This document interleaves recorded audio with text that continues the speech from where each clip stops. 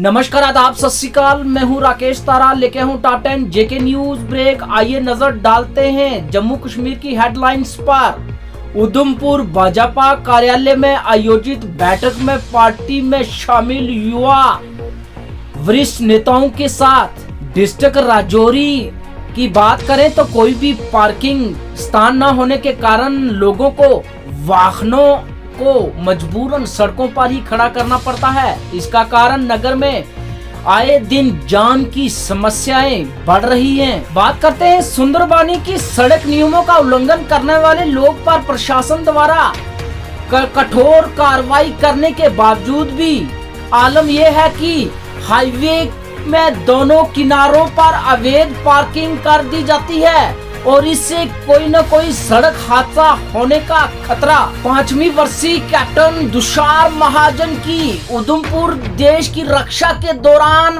फर्ज को अंजाम देते हुए वीर गति को प्राप्त हुए। उधमपुर के वीर सपूत कैप्टन तुषार महाजन, उनकी 5वीं पुण्य तिथि पर उन्हें याद किया गया और उन्हें श्रद्धांजलि अर्पित की गई। ऐतिहासिक स्थलों को पर्यटन पर लाने की मांग। सुंदरबानी भाजपा के वरिष्ठ नेता राजौरी पुंछ जिला चुनाव प्रभारी पंडित प्रीतम शास्त्री ने प्रशासन से और सरकार से मांग की। आज मीडिया से बात करते हुए लेफ्टिनेंट गवर्नर मनोज सिन्हा ने साधा निशाना पार्टियों पर। उन्होंने कहा इलेक्शन की तो जल्दी है, इलेक्शन जो करवाना है केंद्र सरकार जो है वो सोचेगी, लेकिन आप डिलिमिटेशन के बारे में ध्यान दें। सर, ये फारूक अब्दुल्ला ने कहा है कि हमें ना थोड़ा माइक नीचे बात करनी चाहिए, तभी मसले का हल निकलेगा।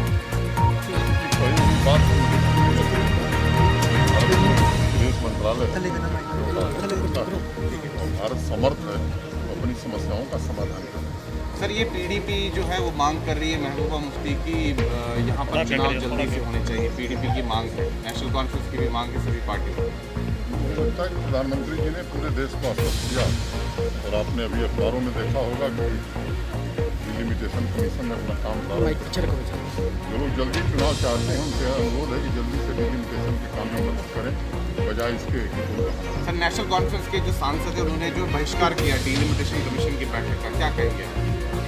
उनको खुद विचार करना चाहिए। चुनाव अगर जल्दी कराना है तो डिलिमिटेशन का काम जल्दी कराना। तो वैसे आकलन क्या है, कब तक चुनाव हो जाएंगे? डिलिमिटेशन का कब तक होता है कि देश में संवैधानिक संस्थाएं हैं और ये फैसला चुनाव आयोग करता है। एक बार डिलिमिटेशन का काम चुनाव कराया। सर, एक आखिरी सवाल, कश्मीर घाटी में जो है आतंकवादी गतिविधियाँ काफ़ी बढ़ रही हैं। हमने देखा कि हाल फिलहाल में काफ़ी आतंकी घटनाएं जो घटनाएं होंगी उसमें आगे वाले हमला हुआ, उन्हें पकड़े गए, बड़ा नेटवर्क हमने तोड़ा है।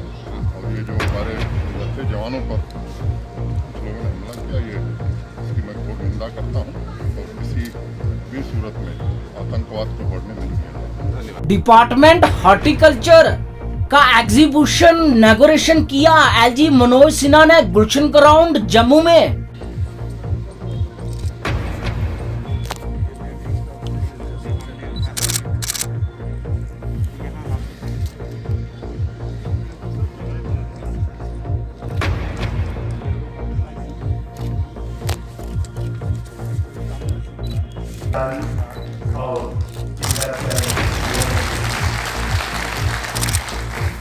ये थी दिन भर की हेडलाइंस जम्मू कश्मीर की। आप खबरें विस्तार से बात करें तो सभी स्कूलों में बच्चों का आना शुरू।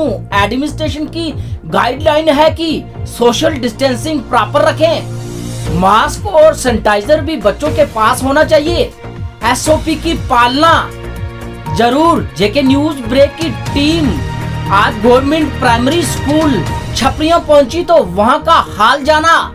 स्कूल में सबसे ज्यादा पानी की जो है किल्लत, और खासकर अगर बात करें तो वहां पर बाउंड्री वॉल भी नहीं है। बच्चों को पढ़ाई में आ रही है दिक्कत। कोविड-19 के कारण जो पाइपलाइन थी वो लोग जो है उखाड़ कर ले गए और पानी सप्लाई ठप।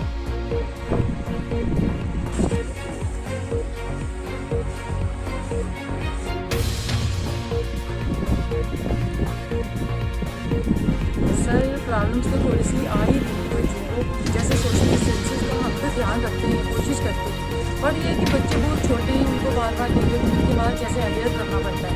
छोटे बच्चे में प्राइमरी क्लासेस में उनको ज़्यादा इतना याद ज़्यादा देर तक रहता है, लेकिन फिर भी हम कोशिश तो कर रहे हैं।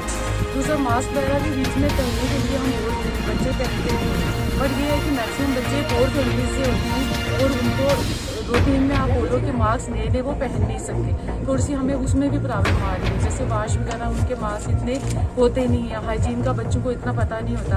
वैसे हम असेंबली में डेली हाइजीन के बारे में भी बताते हैं, जैसे बच्चों को अगर ध्यान ना रहे तो वो मिक्स भी हो जाते हैं, इसलिए हमें बोलना पड़ता है बच्चों को थोड़ी थोड़ी देर में कि बेटा आप थोड़ा डिस्टेंस रखोगे। दूसरा थोड़ी सी हमें ये प्रॉब्लम है कि हमारे पास पानी की प्रॉब्लम है, क्योंकि कोविड-19 के चलते स्कूल्स काफ़ी देर तक बंद रहे और हमारी तो बाउंड्री वाल भी नहीं है, तो इस वजह से हमारी जो पाइप्स वगैरह उखड़ चुकी हैं, तो पानी वगैरह हमें वहाँ पे नहीं है। जैसे हमें बच्चों का अगर हैंड वॉश करवाने हो, उसके लिए हमें पानी थोड़ा दूर पड़ जाता है, तो कुक वगैरह लाती तो है, हम वॉश तो करवाते हैं खाना खाने से पहले, लेकिन प्रॉब्लम आ रही है। बारामूला बनियाल में रेल सेवा शुरू 11 महीने के बाद।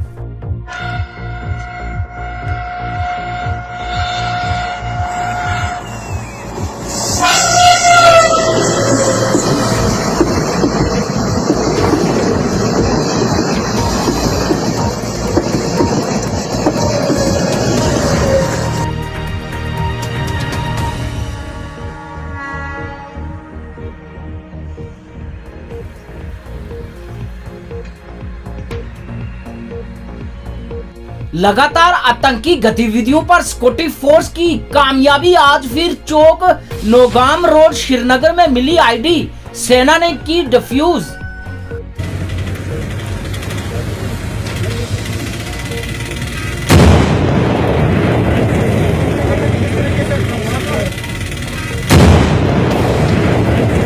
पांच बच्चों के बाप ने संदिग्ध परिस्थितियों में लगाया मौत को गले। पीएचई में टेलीविजन के तौर पर काम करता था, पिछले 5 सालों से नहीं मिली थी सैलरी।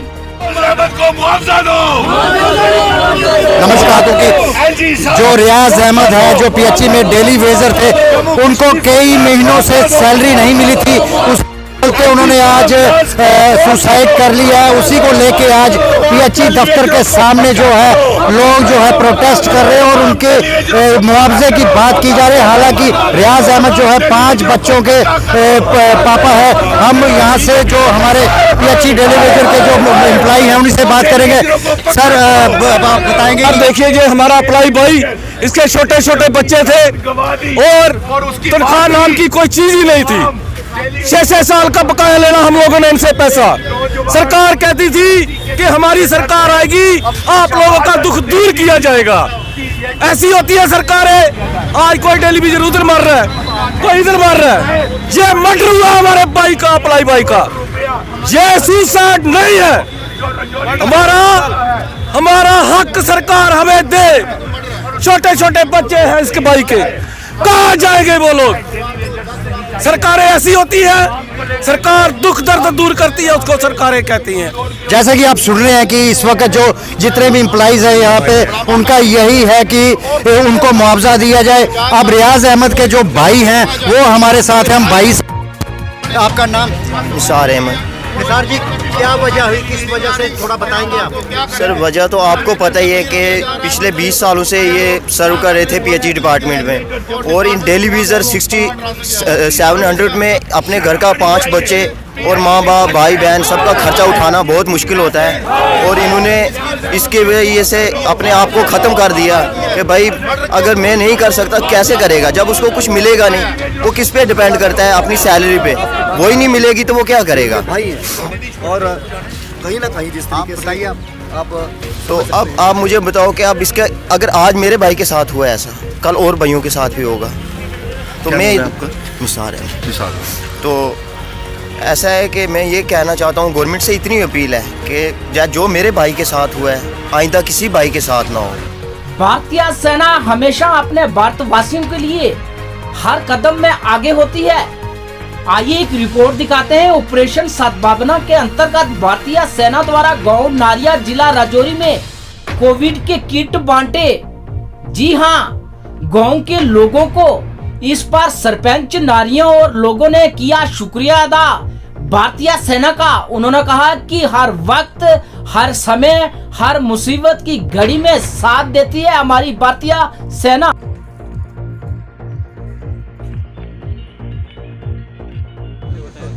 खुशी नाल हम आर्मी जित भी है, हमने हर जगह मदद दी है और आर्मी का शहर के पर हम हर बॉर्डर में चला, नज़दीक चला, कोई हम ना प्रॉब्लम नहीं होने देता। आर्मी हमारी मदद करे, किसी अगर गरीबन हमने राशन दिया लेकिन आर्मी हमारी बहुत मुश्किलों करे और आर्मी मारना बहुत ठीक है। अगर टोका में चला कई जगह हमने कोई शोर नहीं होने देती, आर्मी हमारी पूरी मदद शहर के नाल हमारी लो है। अगर आर्मी ना हुए हमारा कोई चारों नहीं, कितना लोना हमने रसों काट जा।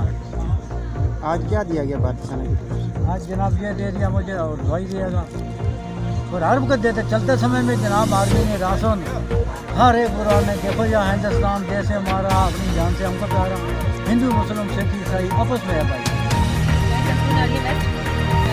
जैसे कि आपको ये देख रहे हैं, ये 15 राजपूत की तरफ से जो ये प्रोग्राम रखा गया था कोविड-19 को मद्देनजर रखते हुए, तो इसमें इन्होंने हमारी पंचायतें जो हैं, यहाँ पे जो आसपास की पंचायतें नारियाँ पाली और नारियाँ वेस्ट, यहाँ के जो लोग हैं इनको फैसिलिटेट किया है। हमारे यहाँ मास्क, सैनिटाइज़र और ये जो कोविड-19 की जो मेडिसिन किट्स दिए हुए हैं, तो इसमें हम इनके शुक्रगुजार हैं। यहाँ पे हमारे जो ये आपको पता ही है जो बॉर्डर एरिया हमारा ये पड़ता है, तो इसमें अगर ये आर्मी हमारे एक स्टेप बाय स्टेप हमारे साथ चल रही है, तो हमें इनका इतना सहयोग होता है कि अगर हमें कोई भी प्रॉब्लम आती है तो हम फर्स्ट इनको इन्फॉर्म करते हैं, हमारे पास में होते हैं, तो हमें ये एकदम से हमारी हेल्प के लिए आ जाते हैं। और कोविड-19 का जो दौर चल रहा है कि पिछले दिनों में तो चलो लोगों ने इस चीज़ को अब नॉर्मली लेना शुरू कर दिया था कि चलो अब खत्म हो चुका नहीं हुआ, बट ऐसा नहीं है, क्योंकि अभी पिछले दिनों में हमने देखा कि दोबारा से केसेस आने शुरू हो गए हैं।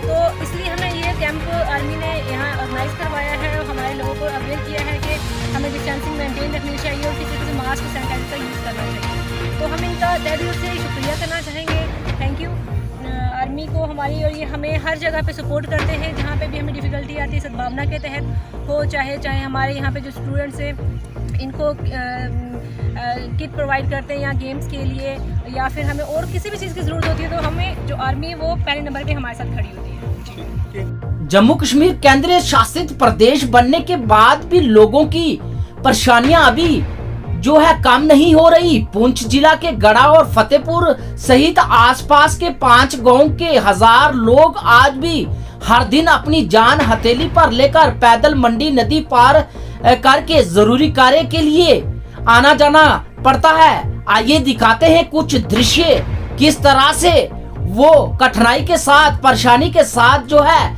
नदी पार करते हैं। कोई पुल का साधन नहीं।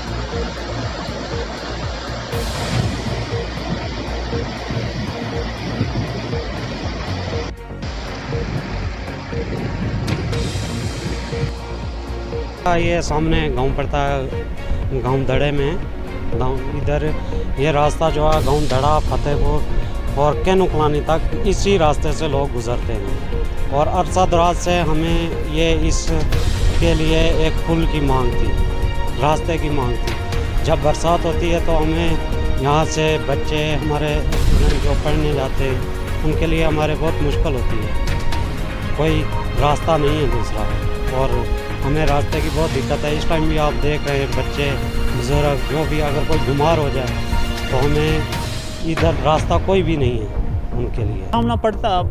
करना पड़ता है कि यहाँ पर गुजरना बहुत मुश्किल है। यहाँ पर पुल एक होना चाहिए।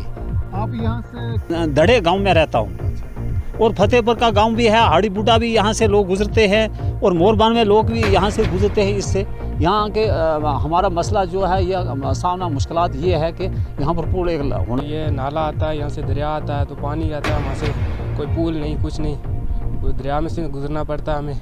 तो फिर हमें मंडी में से जाना पड़ता है। मंडी से हमें 4 घंटे लगते हैं, यहाँ से 10-20 मिनट लगते हैं। ये जी हमें ये नाला जो है ना, ये इसमें बहुत दिक्कत आ रही है। हमारे लड़के आते हैं इधर स्कूल में, हमारा ब्लॉक 17 है, तो इधर ये नाला जो है, इधर पुल नहीं है, कुछ नहीं है, हमें बहुत परेशानी है, यहाँ से मंडी जाना पड़ता है। फेडरेशन ऑफ इंडस्ट्रीज ने की प्रेस कॉन्फ्रेंस इंडस्ट्री की मांगों को लेकर।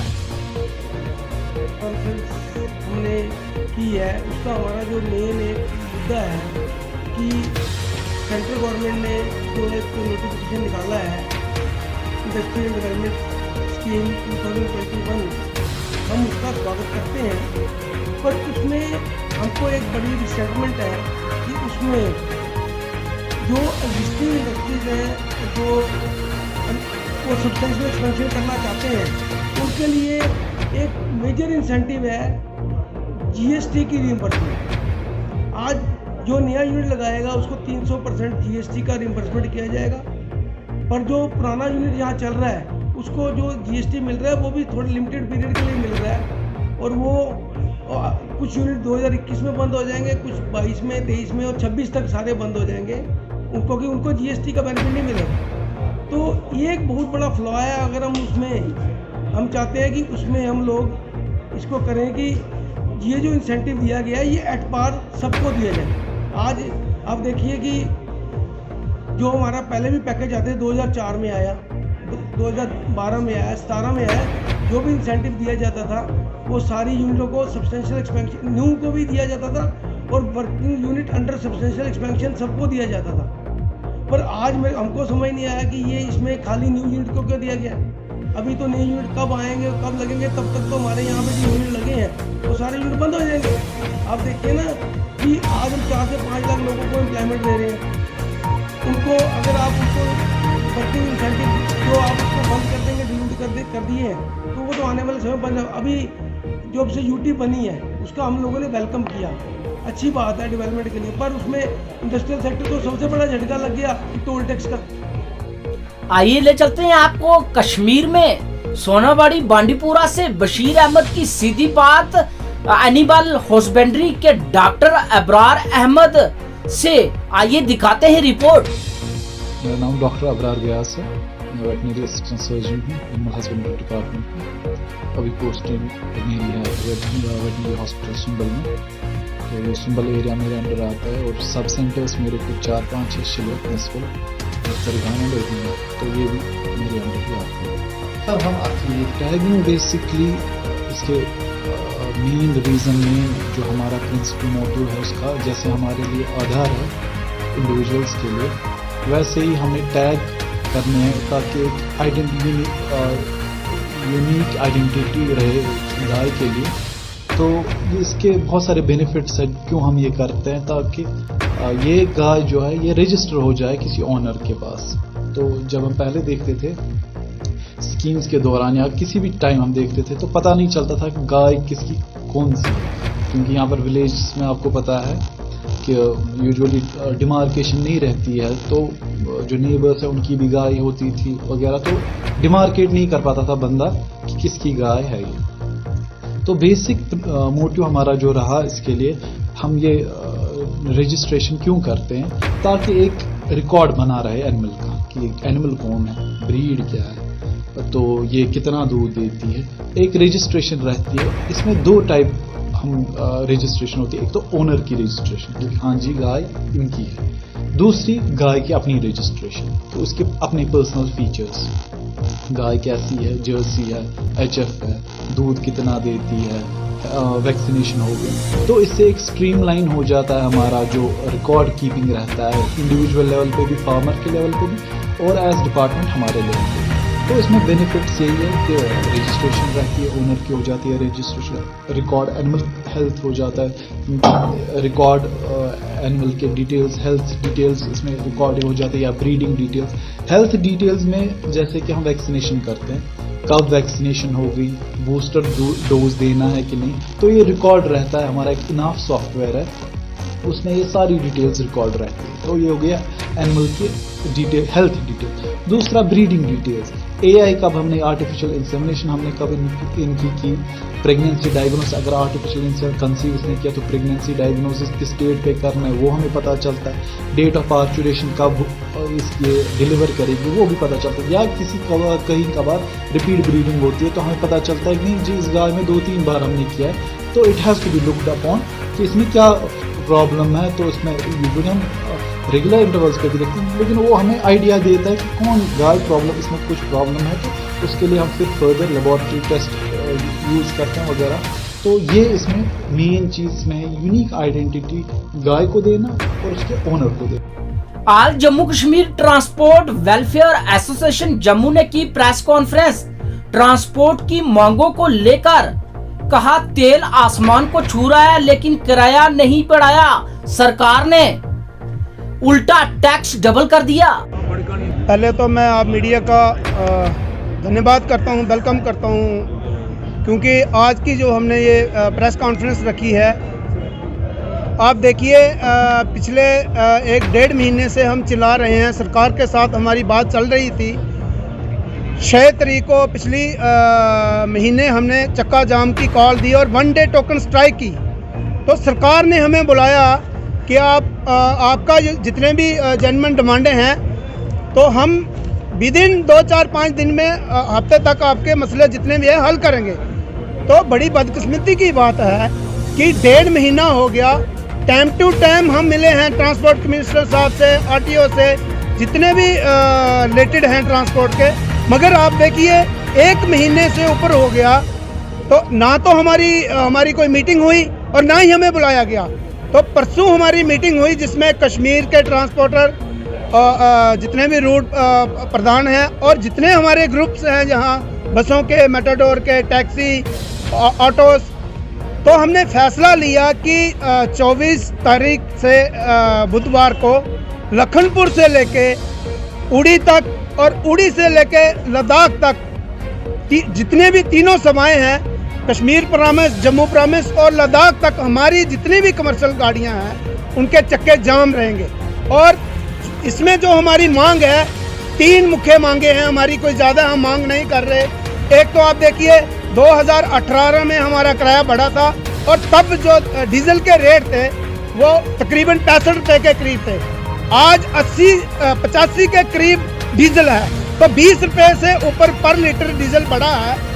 तो इस लॉकडाउन में पहले तो हमारे आप देखिए हमारे नुकसान कितना हुआ 1 साल, और 1 साल में इसके लॉकडाउन में इन्होंने हमारे जो टैक्स जो थे वो दुगने किए, टोकन डबल किया।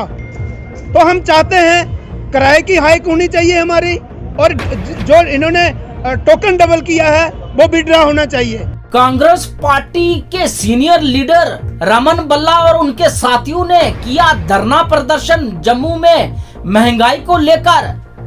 रमन बल्ला ने कहा कि थाली बजाकर सरकार करना चाहती थी कोरोना दूर, अब हम थाली बजाकर करना चाहते हैं महंगाई दूर।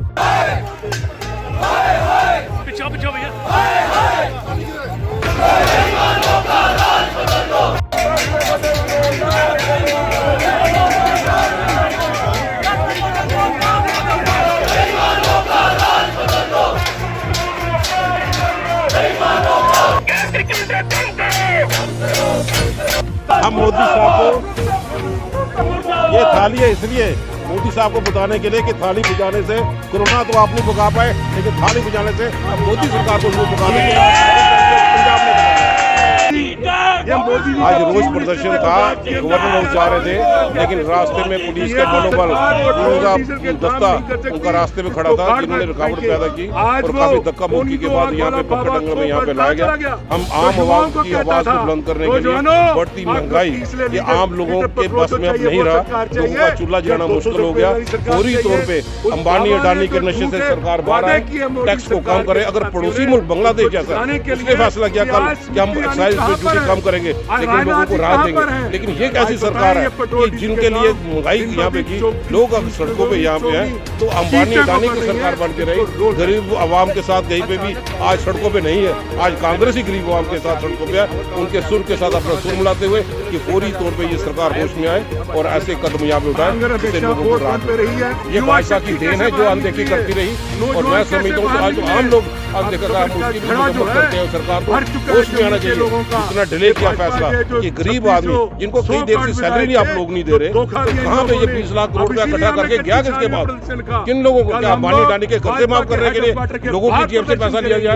आपने तो जम्मू कश्मीर के अवाम को दिया ही कुछ नहीं, लेने के लिए सारे टैक्स वसूली कर रहे हैं। आज Jammu Kashmir liberal democratic party ने किया धरना प्रदर्शन अपनी डिमांडों को लेकर।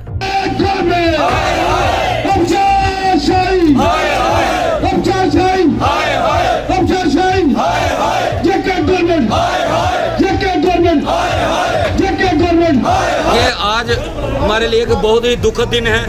हमारे एक साथी रियाज हुसैन जो पीएचई पुंछ में पिछले 25 सालों से सर्विस दे रहे थे, 20 सालों से, आज वो हमें छोड़ के चले गए। उन्होंने सुसाइड कमिटमेंट किया है। मैं उसको सुसाइड नहीं बल्कि एक मर्डर कहूँगा, प्री प्लान मर्डर, जो पीएचई एडमिनिस्ट्रेशन और गवर्नर एडमिनिस्ट्रेशन के द्वारा किया गया है।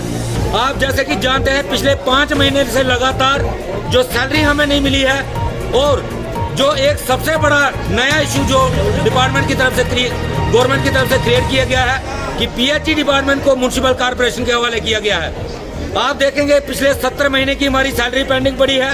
26 सालों से हम रेगुलाइजेशन की डिमांड कर रहे हैं, लेकिन सरकार ने इन मुद्दों को हल करने के बजाय और डिप्रेशन में डालने के, डेली वेजर को और भी डिप्रेशन में डालने के लिए ये एक ऑर्डर जारी किया, और जिसका नतीजा ये निकला हमारा एक साथी डिप्रेशन में आके सुसाइड कर गया।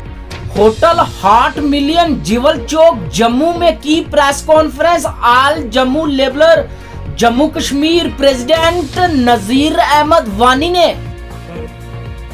सबसे पहले यहाँ पर आई हुई मीडिया का मैं खैर मकदम करता हूँ। श्री मुख्तार अहमद वानी स्टेट डिपार्टमेंट कैजुअल लेबर्स की यूनियन का मेंबर हूँ सर। यहाँ पर आए हुए जो हमारे साथी हैं, जो आज हमारा प्रेस कॉन्फ्रेंस का मेन मकसद ये है कि हमारा स्टेट डिपार्टमेंट एक ऐसा डिपार्टमेंट है जे के अंदर जिसका चार्ज सेना साहब के पास है, और 25 सालों से हम जे के अंदर अपना कैजुअल वर्कर्स एम्प्लॉइज़ का काम अंजाम दे रहे हैं, और हम डिपार्टमेंट के अंदर 25 सालों से काम कर रहे हैं। और हमारे कैबिनेट डिसीजन के थ्रू अपने डिपार्टमेंट में 450 एम्प्लॉइज़ जम्मू श्रीनगर में काम कर रहे हैं, और वीआईपी कोठियों के घरों के अंदर जितने भी बंगले यहाँ पर आईपी अफसर हो या केएस अफसर हो, जो भी बाहर के गवर्नर हो, एडवाइज़र हो, उनके घरों में हम एम्प्लॉइज़ हैं और हम काम अंजाम दे रहे हैं। उसके बावजूद भी जे के अंदर आज तक 25 सालों में हमारे परिवार के साथ नाइंसाफ़ी की गई, और ये जो स्टेट डिपार्टमेंट का चार्ज है ये सेना साहब के पास है। हम मीडिया के माध्यम से यही मैसेज देना चाहते हैं सेना साहब को कि अपने घर में झांक लें, अपने घर को जब संभालेंगे फिर बाकी डिपार्टमेंट में जे के अंदर वो मसले सुलझा सकते हैं। जैसा कि अभी आपने देखा पीएचई जल जीवन शक्ति उनका वो नाम ले रहे हैं, और स्टेट डिपार्टमेंट एक ऐसा डिपार्टमेंट है जो कि खुद अपने पास चार्ज है। हमारा कैबिनेट डिसीजन हुआ है ये 2004 में कैबिनेट डिसीजन, जो कि हमारे पास ऑर्डर भी पड़ा हुआ है। कैबिनेट डिसीजन के थ्रू हम जे में 450 एम्प्लॉइज जो काम कर रहा है, और हमारा कोई बकाया वेतन नहीं है, और कैबिनेट डिसीजन के थ्रू हम जे में casual worker 450 employees Jammu Srinagar में है। और सेक्रेट के अंदर फिर पिछली कलेक्शन सरकार ने एक SRO 520 निकाला था, जैसा कि आपने देखा SRO 520 जब लागू हुआ, और उसको भी इन्होंने उसके बीच में आड़ बने हुए उस SRO को रुका दिया, और 57 फाइलें सेक्रेट के अंदर 3 साल से बंद पड़ी हुई हैं। खाली GSA नंबर लगाना है और उस पर ज्वाइनिंग मुलाजमों ने डालनी है, उनके बावजूद काम करने के बजाय उनको सीज कर दिया गया। इसका क्या वजह है? कब हमारा संविधान होगा? कब हमारी सुनवाई? शालामार रोड जम्मू में किया ट्रांसजेंडर ने जोरदार प्रदर्शन, कहा कि हमें मिले इंसाफ। और पुलिस ने मैं करूंगी आत्महत्या। बेटा है ये मेरी दो बच्चे जी आए, मैं विधवा जनानी जी, मेरे 2 बच्चे हैं। मैं अपनी माँ को कहाँ लेके जाऊँ, अपने बच्चों को कहाँ लेके जाऊँगा? मेरे को इंसाफ चाहिए, सोनिया को रेस्ट करो। हाँ, ये मेरी माँ है, मैं अपनी माँ को कहाँ लेके जाऊँगा? इंसाफ चाहिए मेरे को। मेरे देखो नीको प्रबंधन कर दिया, मेरे को इंसाफ चाहिए। मेरी माँ है। University of Jammu in collaboration with Jammu Kashmir Studies Center organized Sankalp Divas Parliament Revolution on POJK 1994.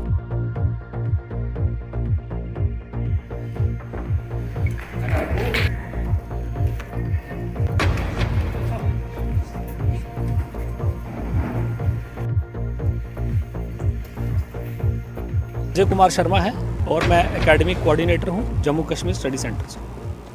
तो जो आज का प्रोग्राम है क्या मकसद है? देखिए, ऐसा है कि हम सबके ध्यान में होना चाहिए कि 1994 में पार्लियामेंट में सभी जो रिप्रेजेंटेटिव थे, पार्लियामेंटेरियंस थे, उन्होंने सर्वसम्मति से एक रेजोल्यूशन पास किया था पीओजेके के ऊपर, और जिसमें ये कहा गया था कि जो एरिया हमारा पाकिस्तान के अधिक्रांत है वो भारत का अभिन्न अंग है, that is integral part of union of India, और हम उसको वापस लेके रहेंगे। और उसके अंदर जितनी भी टेररिस्ट एक्टिविटीज़ चल रही हैं वो सारी इलीगल हैं और उसकी कड़ी निंदा करता है भारत। देखिए, 1994 में रेजोल्यूशन पास किया गया, लेकिन आज लगभग 27 साल हो गए हैं। सरकार भी शायद सोई रही, लेकिन अगर हम देखते हैं पिछले कुछ वर्षों से देखें तो सरकार की तरफ से भी काफ़ी बार पाकिस्तान ऑक्युपाइड जम्मू कश्मीर, जिसको हम पीओजेके कहते हैं, उसको लेके भी काफ़ी सारे जो संदेश आते हैं, मैसेजेस आते हैं। जम्मू कश्मीर स्टडी सेंटर 2010 से ही इस संकल्प दिवस को मना रहा है, जो आज हम यहाँ यूनिवर्सिटी में कार्यक्रम कर रहे हैं स्ट्रेटेजिक्स डिपार्टमेंट के साथ मिलके। इसी तरह देश भर में जितने भी हमारे चैप्टर्स हैं ये संकल्प दिवस ऑर्गेनाइज कर रहे हैं और लोगों को अवेयर कर रहे हैं। BJP SC Morcha executive meet will be held at BJP headquarter Trikuta Nagar Jammu.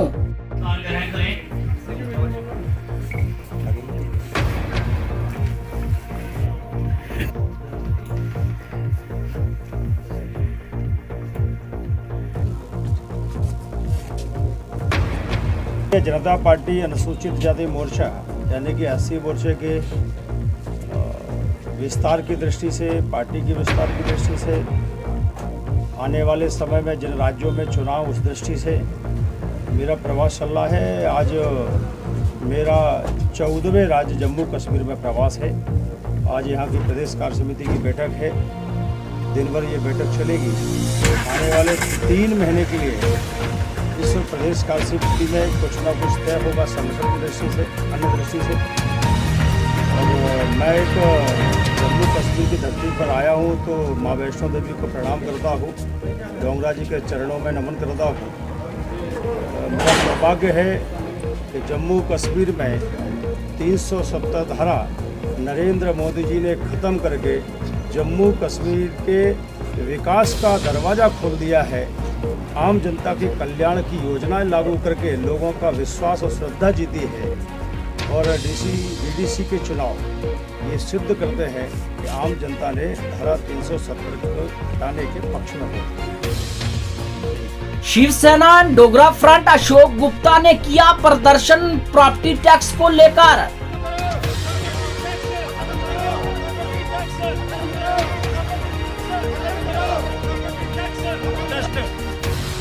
Property tax को लेकर के करने का प्रयास करना चाहता हूँ। जम्मू के अंदर पहले टोल प्लाजा, अब प्रॉपर्टी टैक्स।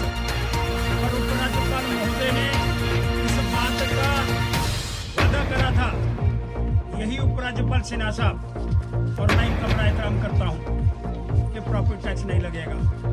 मेयर ने कहा प्रॉपर्टी टैक्स नहीं लगेगा, डिप्टी मेयर ने कहा प्रॉपर्टी टैक्स नहीं लगेगा। मैं पूछने का प्रयास करना चाहता हूँ, आज जो शहर के अंदर बार बार इस बात का प्रचार किया जा रहा है, प्रॉपर्टी टैक्स लगाया जा रहा है। अरे बाबा, कितने टैक्स लगाओगे? कोरोना काल गया, इससे पहले क्या था यहाँ जम्मू कश्मीर के अंदर? आज भी मिलिटेंसी से ग्रस्त वातावरण है। कल मिलिटेंटों ने यहाँ पर हमला करने का प्रयास करा, RDX पकड़ी गई। कल 2 फौजी मारे गए, पुलिस वाले। और इस समय आप टैक्सों पर टैक्स लगाने का प्रयास कर रहे हैं। मांग करना चाहता हूँ माननीय उपराज्यपाल जी, आपसे विनम्र प्रार्थना है, आप पहली बार जम्मू कश्मीर की धरती के ऊपर आए हैं और आप लोगों के दिलों की आवाज़ को समझने का प्रयास करना चाहते हैं। इसलिए मांग करना चाहता हूँ कि ये जो प्रॉपर्टी टैक्स है, इससे लोगों को माफी दिया जाए, जम्मू को इस बोझ पर ना लादा। सांबा जिले में कांग्रेस इकाई की तरफ से बढ़ती महंगाई के खिलाफ किया प्रदर्शन। इस मौके पर मोदी सरकार का पुतला भी फूका। बंद करो, बंद करो, गरीबों पे अत्याचार बंद करो, बंद करो, बंद करो। तेल हो गया 100 के पार, मोदी है तो मुमकिन है। तेल हो गया 100 के पार, मोदी है तो मुमकिन है। गैस सिलेंडर हो गया 800 के पार, मोदी है तो मुमकिन है। बंद करो, बंद करो, बढ़ती हुई महंगाई को। तो आपको याद होगा 6 साल पहले जब कांग्रेस की सरकार थी तो जो पेट्रोल था 50 रुपए लीटर था, गैस का सिलेंडर 400 का था, लेकिन आज 3 गुना बढ़ गए हैं और कोई इस तरफ ध्यान नहीं। और मैं एक बात और आपको बताना चाहता हूँ, अंतर्राष्ट्रीय मार्केट में 32-33 रुपए लीटर जो तेल खरीदते हैं और 100 रुपए लीटर हमें दे रहे हैं। देखिए 65 रुपए हम पे टैक्स लगा रहा है। आप पाकिस्तान की बात करते हैं, वो मुखबरी के कगार पर खड़ा है, लेकिन वहाँ भी रेट तो तेल का है 60 रुपए लीटर है। नेपाल एक छोटा सा देश है, वहाँ भी तेल का रेट 60 रुपए लीटर है। इसी तरह बांग्लादेश में तेल के रेट कम है, श्रीलंका में तेल के रेट कम है। हमारा हिंदुस्तान इतना बड़ा मुल्क है और पूरे देश में हिंदुस्तान का नाम है और सब लोग पूरा देश की कंट्री जहाँ से डरती है, तो जहाँ तेल के रेट बढ़ गए हैं तो हमें बड़े अफसोस के साथ ये कहना पड़ता है कि ये सरकार जो बिल्कुल फुटपाथ पे आ चुकी है। इस सरकार को लोगों ने देख लिया, किसानों के साथ जो जुल्म किया है, 200 से 250 के करीब हमारे किसान शहीद हुए, वो भी देख लिया। किसानों से मिलने का समय नहीं है मोदी जी के पास, बाहर जाने का समय है, केरला में प्रचार करने का समय है, बंगाल में प्रचार करने का समय है, असम में प्रचार करने का समय है, लेकिन 20-30 किलोमीटर चल के किसानों से। ये थी दिन भर की जम्मू कश्मीर की खबरें। मैं हूं राकेश तारा, दीजिए इजाजत और देखते रहिए टॉप 10 जेके न्यूज ब्रेक।